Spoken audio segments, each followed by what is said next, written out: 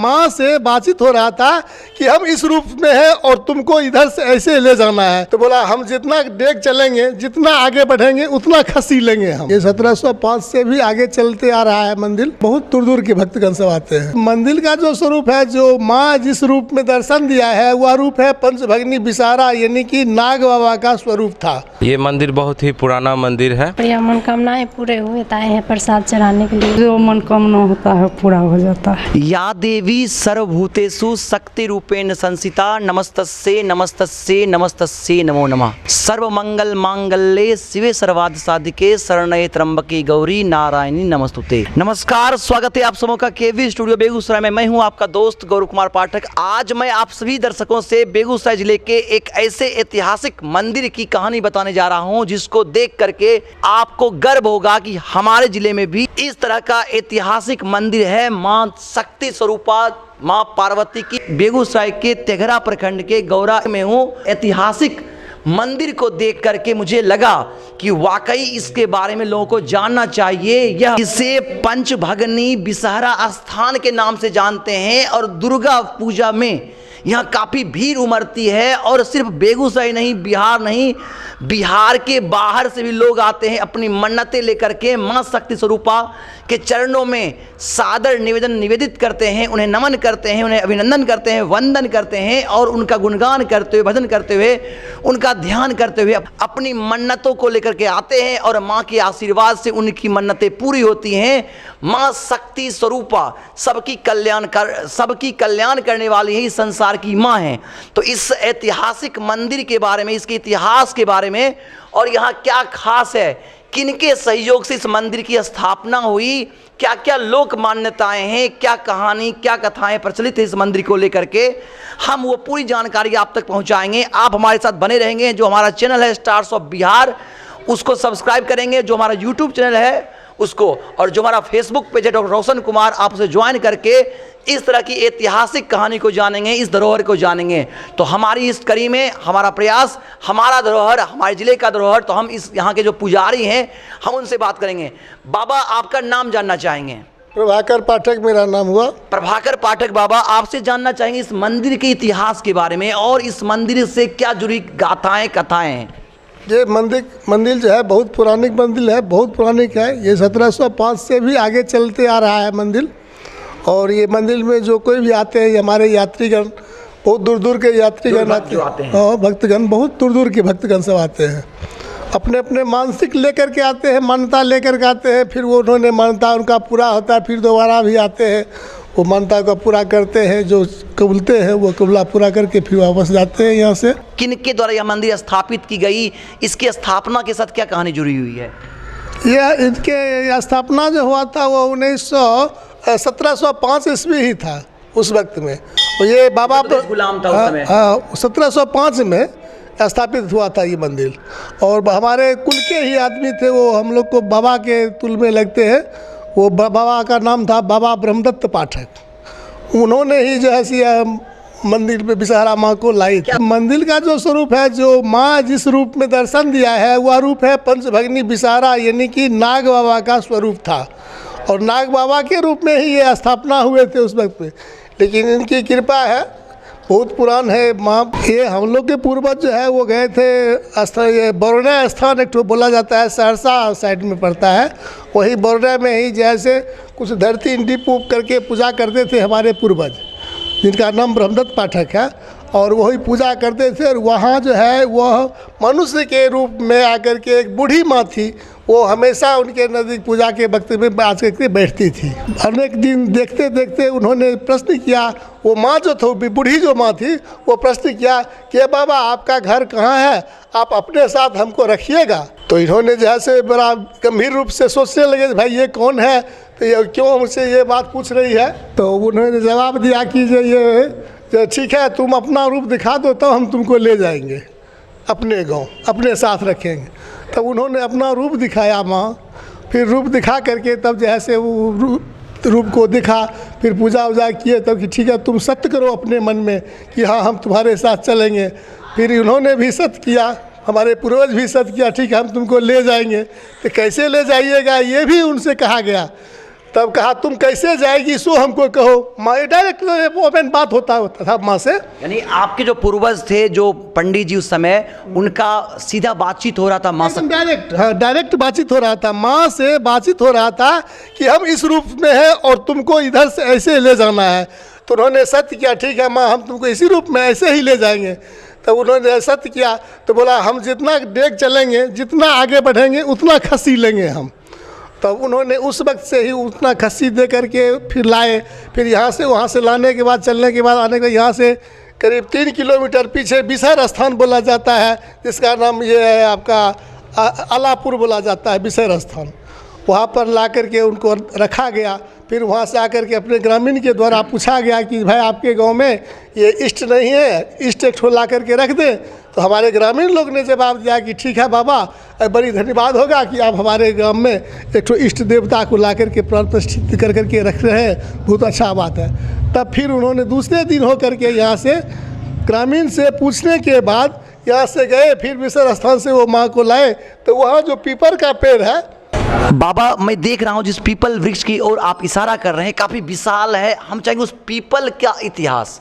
तो उस वक्त में जैसे एक घना जंगल था, यहाँ पर बहुत सा जंगल था, आदमी नहीं था यहाँ पर। तो वह पीपल के गाछ था और वही पीपल के गाछ के नज़दीक जैसे माँ को स्थापना हुआ। और फिर स्थापना के बहुत दिनों तक वो मंदिर बना रहा, जो अभी भी वर्तमान में वह ईटा वहाँ गड़ा हुआ है। पेड़ जो है वो 1705 से पहले का पेड़ है और उस वक्त अभी भी ईटा वहाँ रखा हुआ है। उस ईटा को अभी भी पूजा किया जा रहा है। मैं यह जानकर अचंभित हूँ कि आज़ादी के पहले 1705 में इस मंदिर की स्थापना की गई। एक ईंट के रूप में जो निर्माण का कार्य आरंभ हुआ इस मंदिर का, उस ईंट की पूजा आज भी हो रही है पूरी मान्यताओं के साथ। 1705 सोच सकते हैं, आज 2022 में जी रहे हैं और 1705 से 2022 की एक लंबी दूरी इस मंदिर का इतिहास है और उस पीपल वृक्ष का भी इतिहास। कुछ और जानकारियां जो इससे जुड़ी हुई हैं। उसके बाद फिर वो मंदिर बना है। फिर मंदिर बनने के बाद फिर बहुत दिन तक ये मंदिर तो टूटा फूटा ही बना था। वो भक्त अपने कथना अनुसार ही मान्यता करते हैं, उनकी कामना पूरा होती है, उसके बाद फिर वो अपनी मान्यताएं को खस्सी भी यहाँ दी जाती है। एकदम निश्चित है, खस्सी तो दिया ही जाता है यहाँ। और खस्सी जब उनकी मान्यता पूरा हो जाता है तब आपस में खस्सी आकर के देते हैं। फिर वो खस्सी देने के बाद कोई दिन विशेष, ऐसे तो हर दिन भगवान का दिन होता है, लेकिन कोई दिन विशेष जहाँ दिन है इसके लिए, एकदम निश्चित दिन है। सोमवार है, शुक्रवार है, बुधवार है, ये सप्ताह में 3 दिन यहाँ जैसे भीड़ लगती है, बराबर भीड़ लगती ही रहती है। इस मंदिर से जुड़ी हुई कोई खास बातें या कोई खास महीना? ये मंदिर से जुड़ी है, जैसे आसीन की महीने होते हैं उसमें बहुत से भीड़ होते हैं। आसीन में, नवरात्रा में। फिर उनके बाद जैसे चलिए जाइए आप चैत नवरात्रा में, इसमें काफ़ी भीड़ रहती है। उनके बाद फिर जैसे भीड़ लगा ही रहता है। बैसाख होता है, चैत होता है, बैसाख होता है, जेठ होता है, नागपंचमी होता है। मौसम के अनुसार जैसे अपना सभी लोग को पर्व होता है वैसे पर्व के हिसाब से भीड़ लगा ही रहता है। अभी जो मंदिर की व्यवस्थाएं हैं किसके अंदर है? इसका रख रखाव, देख रेख यहाँ के जो स्थानीय लोग हैं किस तरह से इसको देख रहे हैं? ये इसका देख रेख अभी कमेटी के सदस्य हैं, 2-4-5 सदस्य हैं जो उनके द्वारा ही होता है। वैसे सभी ग्रामीण के द्वारा ही होते रहता है देख रेख, लेकिन उसमें से 5 निश्चित आदमी है जो विशेष करके आते हैं। आपसे हम ये जानना चाहेंगे यहाँ कहाँ से लोग आते हैं, चूँकि आप यहाँ पुजारी हैं? ये मंदिर में आने वाले जो व्यक्ति हैं, जैसे आप हमारे गांव में हमारे ग्रामीण को जैसे किसी और जगह कुटमैती है, और कुटुंब से भी आते हैं, ऐसे सहरसा से भी आते हैं, पूर्णिया से भी आते हैं, कलकत्ता से भी आए हैं आदमी। तो कलकत्ता से कैसे आए आदमी, ये तो स्वयं समझने की बात है। जब तक हमारे जैसा पंडित उनके पास नहीं गए तो फिर वो आए कैसे? जानकारी मिलने के बाद वो आए हैं। उन्होंने भी कुछ खर्चा वर्चा कभी काल समय से किए हैं, मनोकामना उनका पूरा हुआ है, फिर वो अपना खर्चा दिए हैं मंदिर में। यानी सबके सहयोग से जो जहाँ है, हाँ, जो जिनके सभी के सहयोग से ही हुआ है। इसमें किसी व्यक्ति का लगाव नहीं है, सभी के सहयोग से सबका ही सहयोग है। ये तमाम दर्शकों का एक ही तो श्रद्धा है कि हे माँ आपके नज़दीक हम आते हैं, हमारी कामना पूरी होगी, फिर हम आपके पास दोबारा आएंगे। और ये सबका कल्याण हो, सबों का कल्याण हो, ऐसा ही वंदना रहता है, ऐसा ही स्तुति किया जाता है। माँ तो सर्व कल्याण करते हुए अब हमें भी कल्याण करते रहिए। ये तो निश्चित बात है, सबों का कल्याण होते रहता है। सभी भक्तगण आते हैं, शायद मेरे मन में भी होता है भैया इसका पूरा जल्दी कर दिया तो फिर दोबारा आ गया। ये हम भक्त हैं, पुजारी हैं यहाँ के। एक बार जो है तो बार बार आता है। एकदम निश्चित बात है, वो बार बार आते ही रहता है। अब जैसे हमारे अभी नज़दीक में है पिढ़ौली, दुलारपुर, ये सब हमारे पड़ोसी गांव हैं। ये सब कुछ ऐसी घटनाएं घटी हैं जो काफ़ी ऐतिहासिक और उसको याद करता है लोग। हर मंदिर से जुड़ी कुछ कहानी होती है, तो इस मंदिर से जुड़ी कोई ऐसी घटनाएं जिसको लेकर के गांव में चर्चा हो। अब जैसे कि यहाँ चर्चित बात है कि किसी को वर्षा जो होता है तो हमारे मान्यता मांगा हुआ वर्षा है माँ से, माँ हमारे ग्रामीण में वर्षा दीजिएगा तो हम आपको ग्रामीण पूजा करेंगे, ये सब भी होता है। कि प्रकृति में बारिश हो, हरियाली हो, किसान के लिए जल वर्षा किसी अमृत से कम नहीं होता। और खरीफ की फसल जो होती है वो बरसाती फसल होती है, धान मुख्य फसल होती है। और ऐसी मान्यताएं हैं कि ये जो आषाढ़ में ये पूजा देते हैं वो बरसात के लिए देते हैं, और माँ के आशीर्वाद से गांव में वर्षा होती है और किसान खेती करते हैं। हाँ, ये एकदम निश्चित बात है। सब दिन ऐसा ही होते आ रहा है, हम लोग के पूर्वजों के टाइम से ही होते आ रहा है ये बात। चलिए, बहुत बहुत धन्यवाद बाबा, आपने बहुत सारी जानकारी दी। हमारे यहाँ प्रयास है कि अपने जिले के धरोहर को लोगों तक पहुँचाएं ताकि वो भी आए, उनकी मान्यताएं भी पूरी हो। बहुत दूरों की आदमी आते, जिला तो जिला है, यहाँ समस्तीपुर, मुजफ्फरपुर, सहरसा, पूर्णिया सभी जगह के लोग आते हैं। या देवी सर्वभूतेषु लक्ष्मी रूपेण संस्थिता नमस्तस्यै नमस्तस्यै नमस्तस्यै नमो नमः। हमारी कामना है कि सभी अपना अपना कामना के अनुसार भगवती की वंदना स्तुति करें और फल पाते रहे, और यही हमारा कामना है। देख सकते हैं माता के द्वारपाल के रूप में एक तरफ दाहिनी ओर भैरव बाबा हैं और उसके बाईं ओर यहाँ पर माँ के दरबार में बाईं ओर हनुमत लला का ये मूर्ति आप देख सकते हैं, संकट मोचन हनुमान।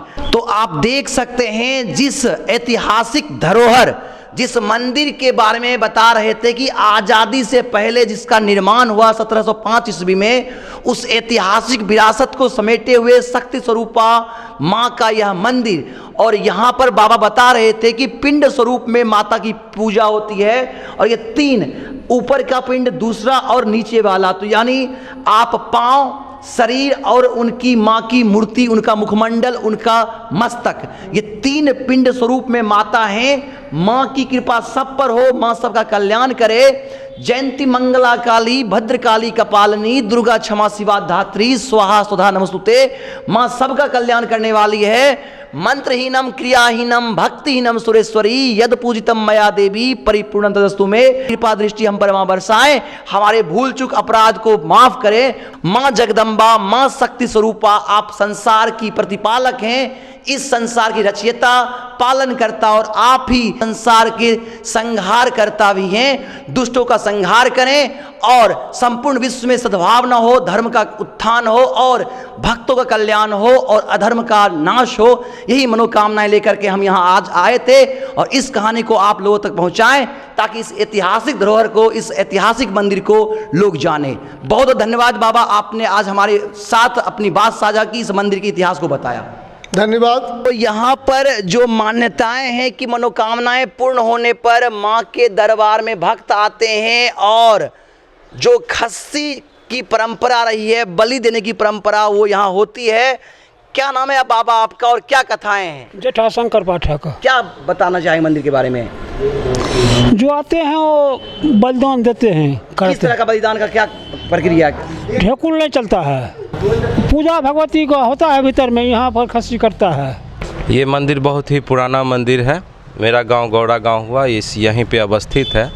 और यहाँ के पुराने पंडित जी जो लोग हैं, उन लोगों के जो पूर्वज लोग थे, उन्होंने ही इनका मतलब कि निर्माण किया था। ऐसा माना जाता है कि पुराने समय में माता भगवती जी को लाया गया था। और लोगों की आस्था जुड़ी हुई है इस मंदिर से, काफ़ी लोगों की मान्यताएं पूर्ण हुई हैं। यहाँ माँ भगवती की पूजा अर्चना करने से मुख्य रूप से दुर्गा पूजा के समय में ज़्यादा भीड़ रहती है, मेला भी लगता है आसपास में, और सभी लोग पूजा करने के लिए आते हैं। ये मंदिर बहुत पुराने समय से, हम लोगों के जन्म से पहले का है। और नीचे वाला जो है बनावट आप देख रहे हैं, ये हम शुरू से बचपन से देखते आ रहे हैं। लेकिन ये ऊपर का कुछ कंस्ट्रक्शन जो आप देख रहे हैं, ये नए निर्माण के पूरी ग्रामीण के सहयोग से है, और साथ में हमारे गांव के मुखिया जी लोग भी अहम योगदान दिए हैं इसके निर्माण में। तो मेरी ये बेटी है हम साथ साथ बउआ को लेकर के आए हैं। आते हैं। हाँ, बउआ को लेके आए हैं। आप देख सकते हैं कि माँ के दरबार में यहाँ माँ की पूजा की जा रही है। क्या मान्यताएं लेकर के आए हैं माँ के पास? आए थे यहाँ पर, यहाँ मनोकामनाएं पूरे हुए तो आए हैं प्रसाद चढ़ाने के लिए। मनोकामनाएं पूर्ण हो गई है? हाँ जी, यही तो प्रसाद। किस कौन बताया था इस मंदिर के बारे में? इस मंदिर के बारे में यहाँ आए थे मौसी यहाँ ने, तो यहाँ पर बोले थे यहाँ पर यह प्रसाद का बोलता था। हम आइए कुछ यह गाँव का? हाँ वो आपकी जो बहन बेटी की मनोकामनाएं पूर्ण हुई है? हाँ, जो मनोकामना होता है पूरा हो जाता है। मकान बना हुआ था, पहले वाली मकान जो है पूर्व में, आज से 600 वर्ष पहले कहा जा सकता है इसको। वो पूर्व वाला ईटा है, पतली वाला ईटा है। ये ईटा का जो है बहुत चौड़ाई ज़्यादा है। इस ईटा को अभी भी पूजा कर रहे हैं हम लोग, दर्शक लोग जो आते हैं, भक्तगण जो आते हैं, सभी ईटा को पूजा करते हैं। ऐतिहासिक ईट है ये जो मूर्ति है सामने वाला, ये बाबा भैरव का फोटो है। जो भैरव अभी द्वारपाल के रूप में वहाँ खड़े, पहली वाली ये फोटो है, ये प्रतिमा आज से 600 वर्ष पहले का। इसी त्वर में बाबा भोले हैं, हाँ, मूर्ति के रूप में। तो अभी आप सुन रहे थे इस ऐतिहासिक पेड़ के बारे में, इस ऐतिहासिक ईंट के बारे में, जिसका 600 वर्षों का अपना पुराना इतिहास है। समृद्ध इतिहास, परंपराएं, मान्यताएं और अपनी संस्कृति और सभ्यताओं को समेटा हुआ यह मंदिर, पौराणिक मंदिर, जो कि गौरा तेघरा प्रखंड बेगूसराय में है। चूँकि यह पर्यटन की दृष्टिकोण से काफ़ी महत्वपूर्ण हो जाता है, तो हम चाहेंगे एक बार आप इस ऐतिहासिक धरोहर को देखने के लिए जरूर आए। और सिर्फ आप ही नहीं, आप अपने मित्रों के साथ, जो भी आपके जानकार हैं, उनको लेकर के आए, अपने परिवार के साथ आए। लग रहा है कि धरती पर किसी स्वर्ग में हम आए हैं। और यहाँ का मनोरम यह दृश्य अपनी पौराणिक समृद्ध इतिहास को समेटा हुआ हमारा यह प्रयास अपने ज़िले के धरोहर को आप तक पहुँचाएँ। ये जानकारी बेहद खास थी, मुझे आकर यहाँ काफ़ी अच्छा लगा। पुनः एक बार चलते चलते मैं चाहूँगा, माँ सर्वज्ञ हैं, माँ सर्वव्यापी हैं, माँ कण कण में विद्यमान हैं, माँ हमारे मन में हैं। हम माता को प्रणाम करते हैं। माता सबका कल्याण करे।